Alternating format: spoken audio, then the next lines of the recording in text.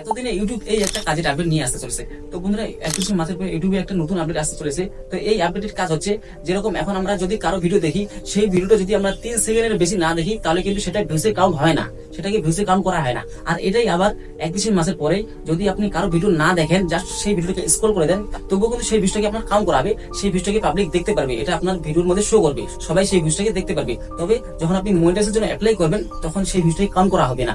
ওখানে দুই ধরনের ভিউস থাকবে, একটা হচ্ছে এঙ্গেজিং ভিউস আর একটা হচ্ছে এমনি ভিউস। তো ওখানে মনিটাইজের জন্য আপনার এঙ্গেজিং ভিউসটাই কাউন্ট করা হবে, যেটা আপনার 30 সেকেন্ড উপরে দেখা গেছে, ওই ভিউসটা কিন্তু ওখানে আপনার কাউন্ট করা হবে। তবে এখন এখান থেকে কিন্তু আপনি বেশি ইনকাম করতে পারবেন। তো ইনকামটা হচ্ছে আপনি স্পন্সরশিপের মাধ্যমে করতে পারবেন। তো বন্ধুরা, যখন আপনি কারোর সাথে স্পন্সরশিপ করতে যাবেন, সে কিন্তু প্রথমে আপনার ভিডিওর ভিউজ চেক করবে, আপনার ভিডিওতে ভিউজ কিরকম আসছে ওই হিসেবে সে আপনাকে টাকা পে করবে।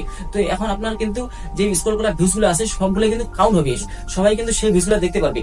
এর ফলে আপনি স্পন্সরের কাছ থেকে বেশি চার্জ করতে পারবেন, কারণ আপনার ভিডিওতে ভিউজ বেশি দেখা যাবে।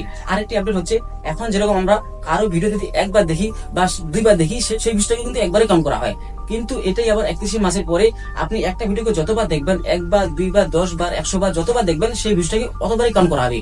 আর যখন আপনি মনিটাইজেশন অ্যাপ্লাই করবেন, সেখানে কিন্তু এই ভিউজটা কাউন্ট করা হবে। তো বন্ধুরা, এভাবে কিন্তু এখন খুব অল্প সময়ের মধ্যে আপনি 10 মিলিয়ন ভিউজ কমপ্লিট করতে পারবেন। তো বন্ধুরা, এই আপডেটটি নিয়ে আসা হচ্ছে বিশেষ করে শর্ট চ্যানেলের জন্য, যারা 10 মিলিয়ন ভিউজ নিয়ে টেনশনে পড়ে থাকে, তাদের জন্য এই আপডেট নিয়ে আসতে চলেছে। তো বন্ধুরা, আশা করি আজকের ভিডিওটি আপনাদের কাছে খুবই ভালো লেগেছে। যদি ভিডিওটি ভালো লাগে, তাহলে ভিডিওটি একটি লাইক করে দিয়ে চ্যানেলটি সাবস্ক্রাইব করবেন, আর আপনার মতামত জানাবেন, আপনার কাছে এই আপডেটটি কেমন লাগে।